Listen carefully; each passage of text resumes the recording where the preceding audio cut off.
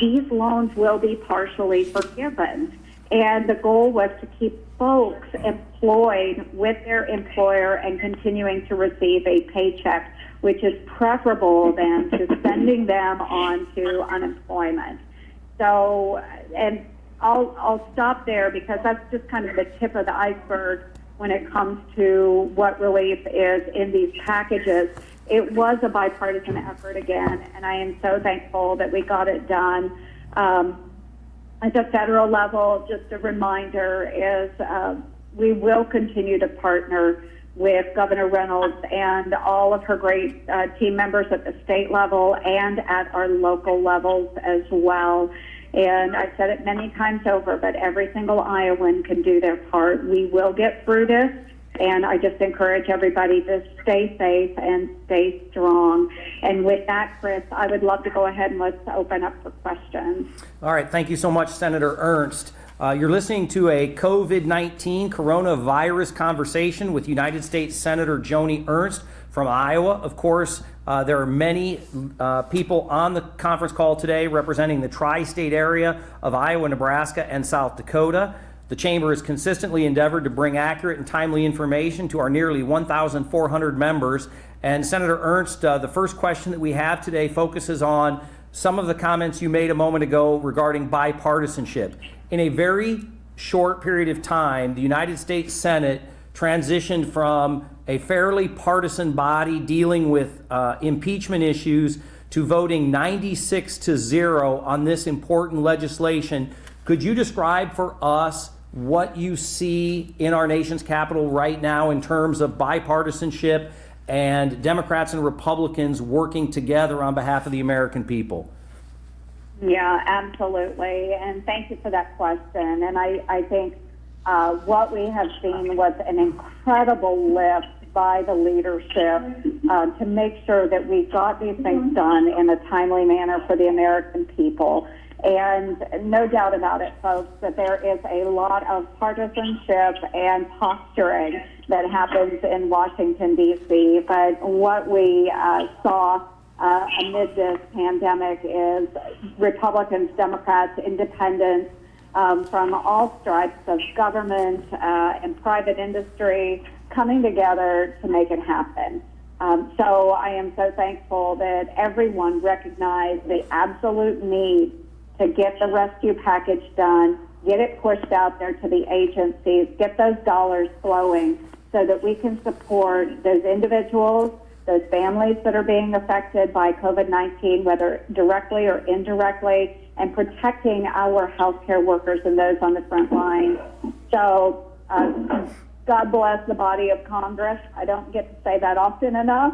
God bless them all for coming together and all of us for working together on this issue. Not to say that there weren't some kind of partisan activities going on, but at the end of the day, we were able to focus the package. And again, one of the it is the largest package in United States history, that we were able to focus that on the needs of our individuals and our businesses as we've been affected by the pandemic. So I am very hopeful that as we move through this in the next several months, that we focus on this package, we make sure it's working effectively, and then should there be an additional need, that we can come together as Congress and get that done to take care of the American people. Thank you, Senator. You're listening to a COVID-19 coronavirus conversation with United States Senator Joni Ernst and the Siouxland Chamber of Commerce. I respectfully ask those on the call to please mute your telephone lines if you have not already done so. And Senator, the next question comes from the CFO of a major manufacturing employer in the tri-state area. And the question is, how is the 500 employee rule calculated? Is it by location or by company as a whole? Is it different for different parts of the act? Oh, yeah, that is a very good question. And we did have a number of conversations about this. And the way we have it structured, for the most part, companies that have a total of no more than 500 employees, they will be eligible for the Paycheck protection program.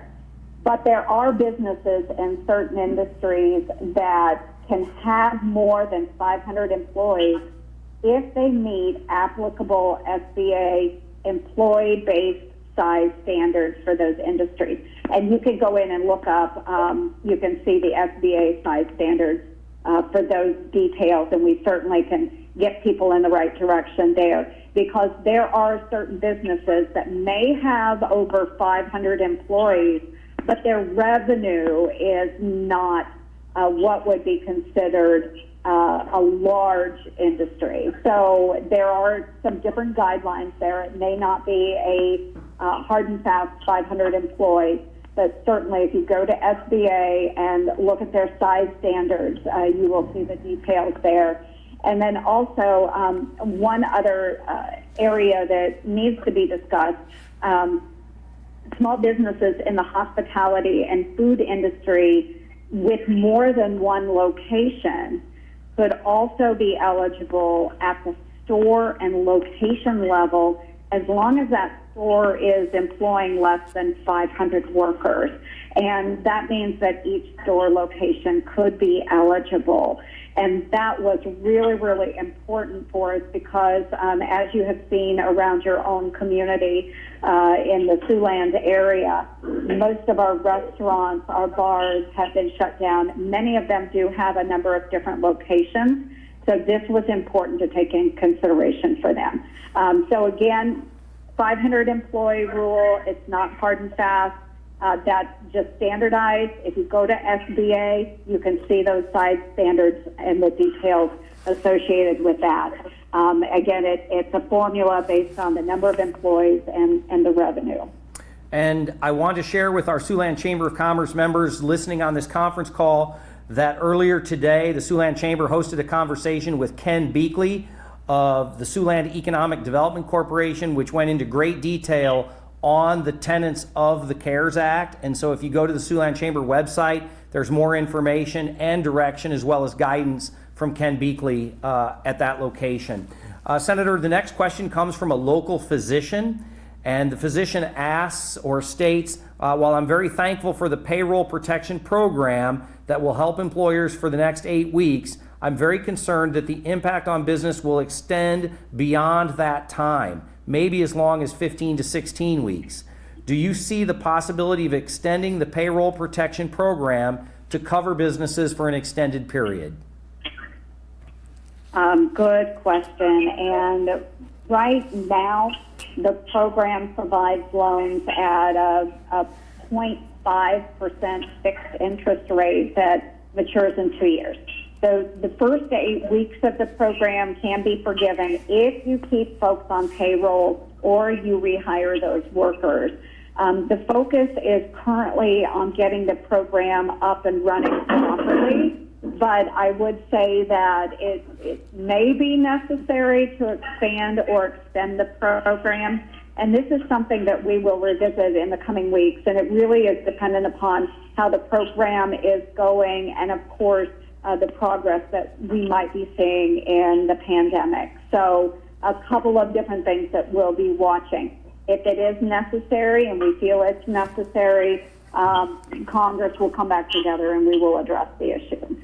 Thank you so much for that answer. You're listening to a COVID-19 coronavirus conversation with United States Senator Joni Ernst from Iowa and the Siouxland Chamber of Commerce. I respectfully remind you to please check and place your phones on mute. Senator, the next question comes from a regional city manager, city administrator in the tri-state area. And they say, our community is asking that the Senate encourage the president to continue to treat the national protocols consistently and not leave the farmers and food manufacturers of Iowa, Nebraska, and South Dakota at risk by targeted reduction of COVID restrictions in rural counties. What is the current status of the low, medium, and high risk assessments by the National Task Force? Oh, no, that's another good question. And I was on a call with Dr. Fauci earlier this morning. And so there's a lot of concern out there. But the president, I know that he has previously discussed the idea of labeling different regions based on low, medium, or high risk.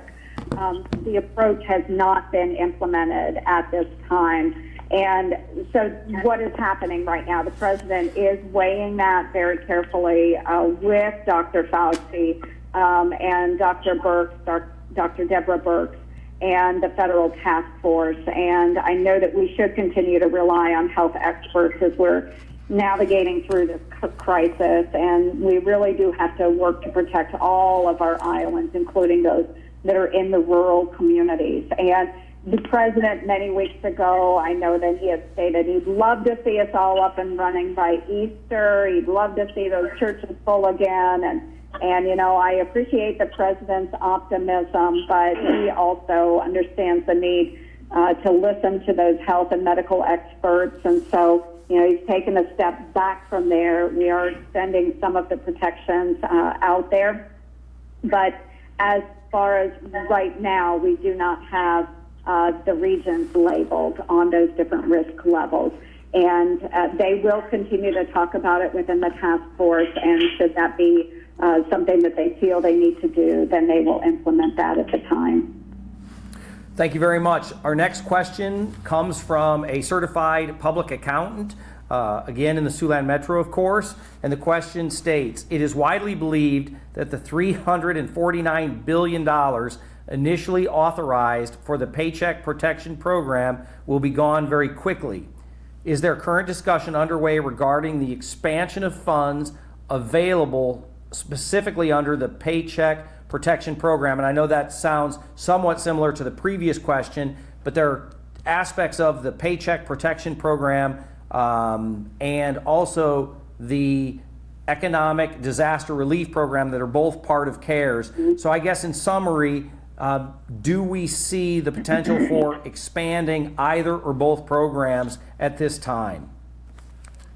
Yes, I believe that is possible. And again, I've been on so many different phone calls, as many of you have as well. And we were able to speak with Secretary Mnuchin from Treasury this morning. And he did say that he will request more funds from Congress if necessary. And we are open to that.